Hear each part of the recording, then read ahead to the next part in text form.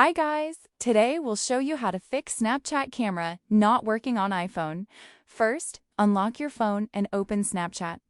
If the camera isn't working properly, we'll first try closing and reopening the app. Close Snapchat completely by opening the recent apps screen and swiping the Snapchat app away. This will remove it from the background. After closing Snapchat, open the app again and check whether the camera is working. In many cases, restarting the app can resolve temporary issues.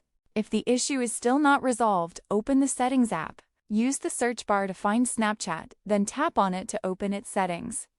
You'll see different permission options for Snapchat. Find the camera option, and if it's disabled, enable it to allow Snapchat to access your iPhone's camera. And that's how you can fix Snapchat camera not working on your iPhone.